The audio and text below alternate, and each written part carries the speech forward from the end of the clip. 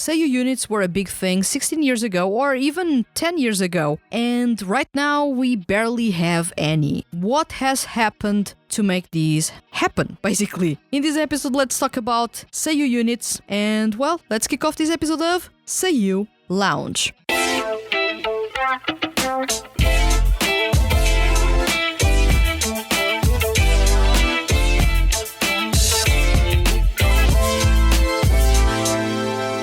Welcome to Seiyuu Lounge, I'm your host Vanessa, and in this episode let's talk about the state of Seiyuu units. This is something that, for someone that got into Seiyuu around 2010 and saw the proliferation of Seiyuu units, there were Seiyuu units basically for every radio show, or based on every single radio show featuring Seiyuu. There were Seiyuu units starting to come from Kiramune.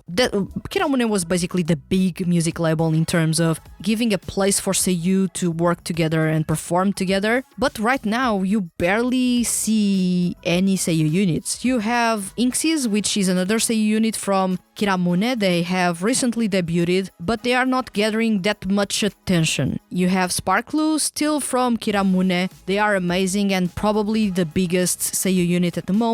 You have Trignol, they are not active at the moment, but they are still around. And then you don't have many more Seiyuu units at the moment. This shift in the approach that Seiyuu have towards the music and also the approach that fans have towards Seiyuu music has impacted a lot what we have now in this panorama. So while I look at 2010 and see tons of Seiyuu units, everyone had a Seiyuu unit because they were testing the waters to see if people actually paid Seiyuu for singing. I feel that it was mostly a period in which Seiyuu were testing what worked and what didn't work, and also the music labels didn't know if people were into Seiyuu singing, if Seiyuu actually sang really well. Spoiler alert, most of them sang really well, and they didn't know what would come from that, so they created Seiyuu units. It was a fun way to have Seiyuu collaborating, fun way to bring the radio shows some of the Seiyuu were part of to a different setting in which they were performing together. It was really interesting to see, it was, but we barely have Seiyuu units right now.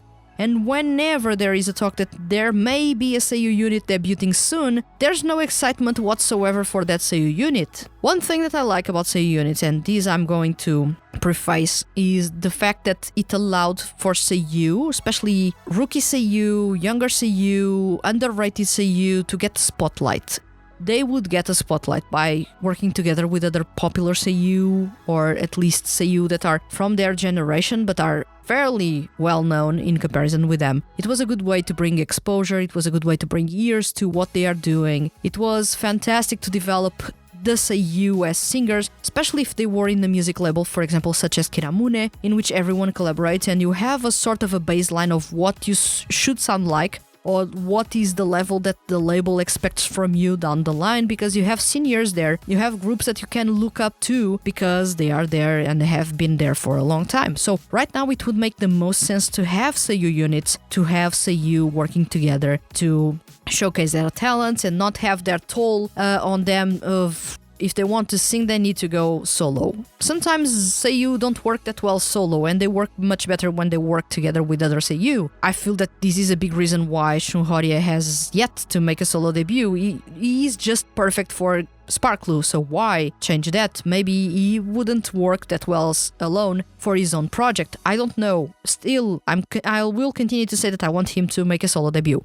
But this was something that I felt that Seiyuu units allowed, was for growth, to bring a spotlight to lesser known Seiyuu, and to talents that sometimes are hidden in the background and you wouldn't even notice them if not for that specific project. So I feel that is something that lacks right now, is that opportunity for Seiyuu to showcase their talents through a Seiyuu unit. Once again, one thing that I don't feel makes much sense at the moment is that people are obsessed with K-pop idols and with idols in general, especially in Japan. They are obsessed with idols. And yet, when the obsession with idols came to its biggest moment, it was when the Seiyuu units disappeared completely. I don't understand what happened there. Because I would assume, and this is me, coming from a place of, I'm seeing a pattern and I will follow the pattern. That's how marketing works. You see a pattern, you follow the pattern, you reap the rewards because you followed the pattern, especially if you did things right. But when Seiyuu units were at their best, K-pop and idols were not really that big. Idols were always big in Japan since the 2000s, but K-pop idols were not. And that boom with the K-pop idols was just really recent. If you watched any of the episodes that I had with my friend Kotaro here, he was talking about that specifically. K-pop has only been super popular in Japan in the past 5 to 6 years. It's not something that has been for a long time. Yes, there have been some groups that have broken that pattern and they have become popular there before the genre as a total was popular, but not everyone. And what I see here is that if something is working really well, usually the marketing accompanies that, follows that, and copies that to some degree. And I would assume that seeing as you had, for example, Sparkle going all mature around the time that K-pop started to become super big in Japan, they went the K-pop route with Daybreak. I still will continue to say that album, if you didn't say they are Seiyuu, people would mistake them as idols. Probably heavily influenced by K-pop music. And it worked. But then all other Seiyuu units disappeared completely from the radar. Of course, some Seiyuu were considered what you will say old because they are already in their 40s. I don't consider them old at all, and sometimes voices continue to sound young as long as they keep on taking good care of them. And I feel that some Seiyuu units still had the potential to continue and to reap the rewards from K-pop going super popular and the music and the marketing around these Seiyuu units actually matching at least 1/10 of what K-pop does. But no, they actually went under the radar and most of my favorite Seiyuu units disappeared completely or said goodbye around that time, which is ridiculous. If you have an opportunity to break, if you have an opportunity to reach a wider audience, like Sparkle did with Daybreak, that album and Dance in the Twilight, specifically that song, that music video made a lot of people ask in the comments of it if they were an idol group. It was so well done, the production was so well done, it was so focused to sound like they are a proper group. They are Seiyuu who happen to be really good singers and work really well as idols, and they are really looking, acting, and performing as idols in this song and in this album. And that's a big reason why Sparkle had their massive break around that time, and also it's a big reason why every single other Seiyuu group disappeared. They were not doing that, and they simply failed to ride the wave, and they didn't keep up with that, they just simply gave up. That's frustrating, but also when I say they simply gave up, there's always reasons behind why a project is no longer around, why Seiyuu units don't no longer work together. One of those would be the Seiyuu no longer talk to each other or work with each other or like to work with each other. That's fair because people just evolve over time and sometimes friendships fade and you no longer want to work with that person. So that works. That's life, basically. Then you have the situation with they are spending so much time with creating the music and not reaping any rewards that it feels like they are wasting precious time that they could actually earn money with doing something else. And they feel it's not worth it to dedicate their time to a Seiyuu unit because it doesn't work for them. Then you may have ridiculous demands that may come from the music label. For example, if a Seiyuu is in his 40s and they are asking him to look cute on camera and to basically do some cringy things that 20-year-old kids do, it will be awkward. They may not feel comfortable. They may feel, I didn't sign up for these bollocks and I will simply do something else. And it is their right. You only do what you are comfortable with, otherwise you will look like a clown or you will not feel like yourself and you will be doing something that doesn't bring you any enjoyment whatsoever. So, when I say that they gave up, there may be many reasons behind. Money, time, projects not making sense, people not getting along anymore, so there may be a lot of things. Others may be also because the project has been around for so long that it doesn't make any sense to drag it longer. Others, because most of the Seiyuu units were stemming from radio shows, and radio shows no longer, especially with Seiyuu, no longer have opening and ending songs. It doesn't make any sense whatsoever to continue to create music for radio shows or podcasts when they no longer feature music. So that's no longer a focus, so why bother? I feel and I understand all of those, but when you look at the potential that Seiyuu units could have had, I know for sure that Elected Round Zero would still be around because of their risque music. And seeing how popular Hino Satoshi and Shinosuke Tachibana became, it was a no-brainer for this group to continue. DAT had the problem that they left their music label, they restarted, they tried K-pop music, but they were a bit older to do that music genre without sounding a bit weird or looking a bit weird. While I enjoyed their music, I know that many people looked at them and felt they are a bit too old for this music genre. And that left me a bit uncomfortable looking or at least watching some of their music videos because that didn't fit with them at all. Once again, it was a good effort for them to ride that wave, but for them in this specific case, it didn't work.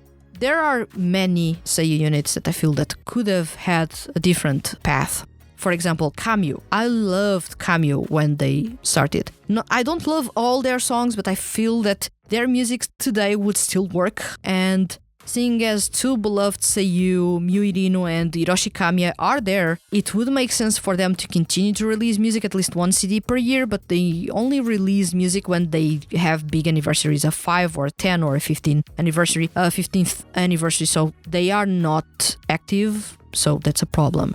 Trignal has the most potential and had the most potential to ride that wave. They sort of rode that wave with Tricolore, but they had their own internal issues, especially with health, that they had to tackle, and as such they couldn't ride the wave for longer. The group went a bit under the radar, then they released music again, but it had been so long between Tricolore and the album afterwards that they sort of missed the wave that Sparklu caught, and Sparklu are still riding it at the moment. Inxis is the new group in Kiramune, and while they are not as impressive as Sparklu are to me at the moment, or sounding as well as Trignal sound for me, at least based on the most recent CD of theirs, which is already a couple of years old.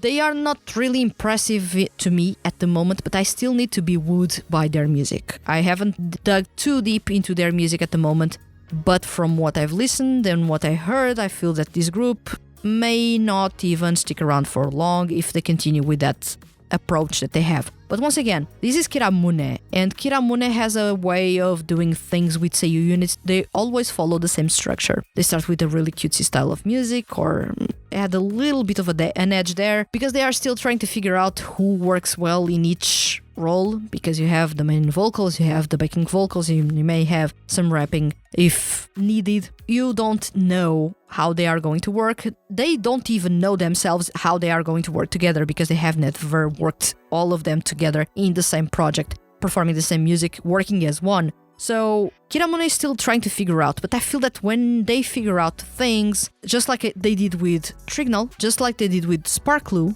they may have something interesting with Inxis, but if they continue with that vibe, they may not stick around for long. So it will depend on what Kiramune wants to do with Inxis, and if we are going to get or not something really interesting.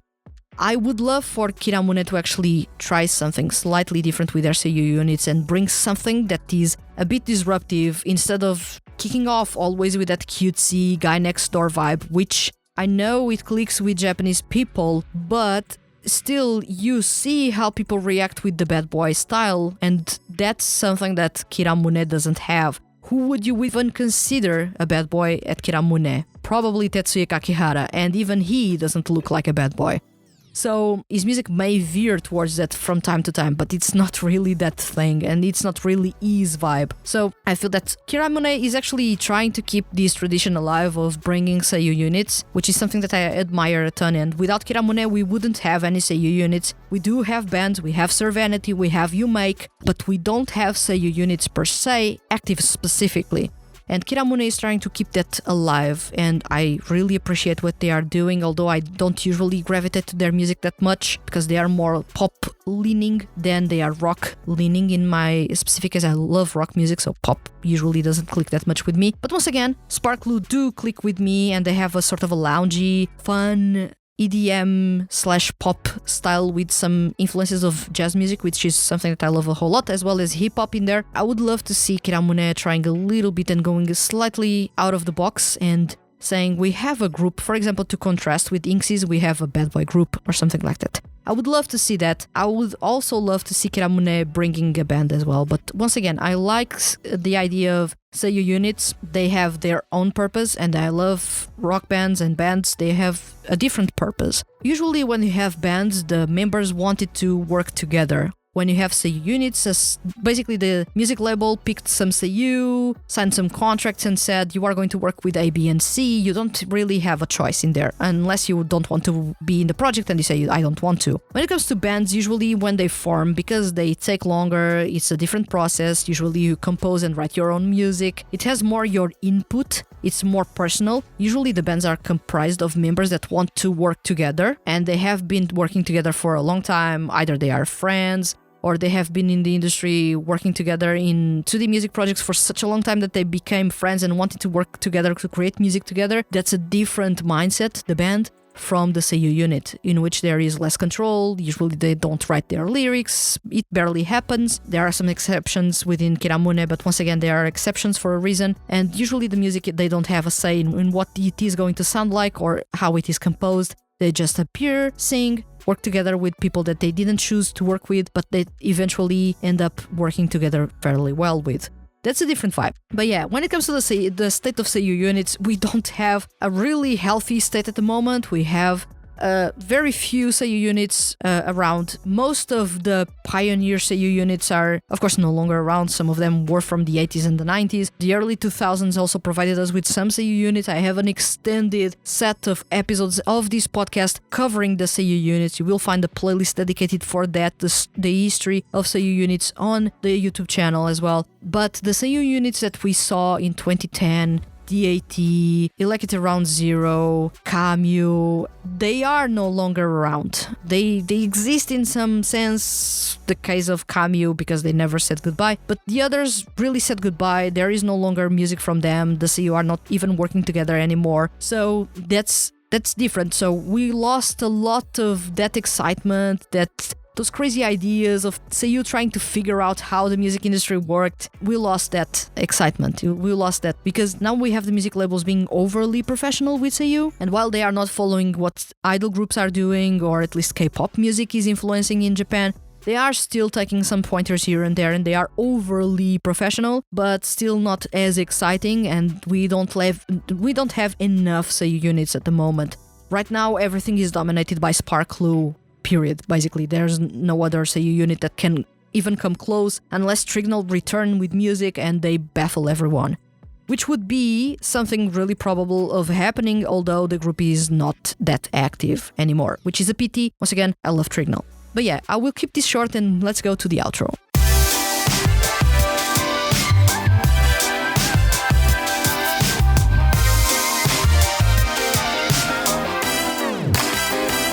Well, this was a fairly long episode of the podcast. I am super passionate about Seiyuu units, as you can tell by the extended features that I've created about those, how I covered everything since the 80s and everything else. I love Seiyuu units, and I love the idea of having Seiyuu trying to figure out something. It doesn't work that well, and they try it again. They experiment with different music genres. They make some mistakes. They release funny stuff. They release some things that are slightly cringe-worthy, but they still try to evolve and create and do things. And now we have very few Seiyuu units. We don't have them experimenting anymore. We have the Seiyuu units being overly professional. While I said that I like the idea of them approaching music at least like K-pop groups do, and creating that excitement and having music videos that are really fun and engaging, I still love the bonkers, unhinged vibe that Seiyuu units had in the 2010s. They didn't know what they were doing, but they were doing it regardless. It led to some really fun releases. It led to really impactful performances and surprises. To some Seiyuu impressing everyone with their skills when no one was expecting them to sound that good. And it led to or at least to the start of some of the most interesting solo careers that we had. So, Seiyuu units were used as a start for something in this specific case for Seiyuu to break in voice acting, as well for them to give it a shot at becoming solo artists. Right now we don't have these, and it is a pity, and I would love to see Seiyuu units making a resurgence. Especially now that you are, or at least the trend is to call everything vintage and retro that is from 2000 and 2010, at least let's bring that, if you are going to the retro vibe, let's make it a retro throwback, whatever, and let's make Seiyuu units a thing again, because I feel there is potential for that. There are a ton of new Seiyuu, and especially with so many Seiyuu that are joining the industry, I feel that at least if they are not making it as voice actors, they should make it, or at least voice actors in anime, they should make it as voice actors in 2D music projects and in Seiyuu units. And if 2D music projects don't work, at least to give them a spot in a Seiyuu unit with other Seiyuu around, so that people can notice them, so that people can fall in love with their voice, so that they can start being requested for anime series or going further in their auditions for anime series. Now, we are not using music at all for Seiyuu, and especially newer Seiyuu, to break into the industry. I don't know, we went from 0 to 100 and then back to 0 in terms of the way that that Seiyuu were using music as a way to enter the industry and to stick around and do what they love. Right now, you don't see that anymore. Even Seiyuu that have solo careers are slowing down their pace to the point that some are no longer releasing music that frequently, which is weird. Some Seiyuu especially are being slightly weird in terms of they were releasing so many CDs back in the day and with such a regularity that now it feels weird to not have them releasing music with the same intensity. But that goes to show that was a wave that they were riding, they were trying to catch it and they caught it, and as soon as the wave went away, they completely forgot it and let it run. And that no longer can take them anywhere because they stopped being as active. But once again, back to my point, music was being used as an introduction for Seiyuu into the industry. Now, not even that is happening. You don't have as many 2D music projects around. The projects that you have that are new mostly feature Seiyuu that are already well established and very few newcomers. And then when it comes to Seiyuu units, you barely have them. And even Inxies, they have mostly almost the full lineup is comprised of Seiyuu that are already known in some capacity. Of course, they are not super well known. The most known in that group is Yuki Sakakihara, but still, there's a lot of people there that have been in various 2D music projects. They are fairly known among Seiyuu fans. And barely anyone that is considered new or a rookie there to be developed along the way. You don't have that sense of, we are just 5 guys that are barely known and we want to break into the industry and impress everyone. I know that it is hard to break into the industry, and especially when it comes to music, because people no longer have that focus when it comes to dedicating their time to music, and then they need to juggle it between various interests. And then there's the whole thing that people don't like to support Seiyuu because they fear that they will have scandals, and then they are supporting Seiyuu that are in scandals and everything else. There's a whole conversation about that.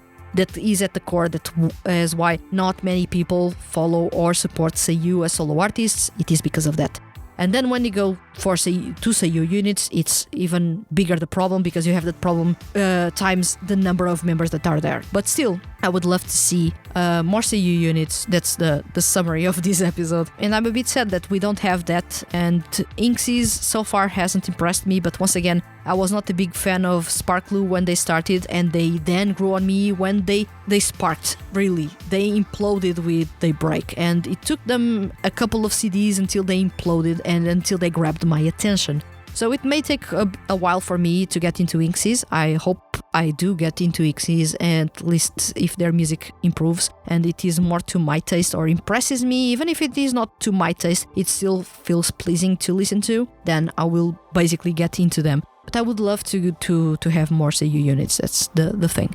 I would love to know what you think about these, the state of the Seiyuu units, if you like any Seiyuu units or liked in the past, if you would love to see more Seiyuu in Seiyuu units, if you like the idea of the Seiyuu units featuring only rookie Seiyuu that need exposure, or if you like to have the mix of experience with novelty and excitement. I feel that I like both, but still I would love to see more focus on the new Seiyuu instead of bringing stars to groups. I know that star power sells, but still Seiyuu need to develop, and that's a good way to develop. But yeah, this was all from me in this episode. I hope you enjoyed it, and I would love to see your answers in the comments. And once again, thank you so much for watching this episode, and I'll see you in the next one.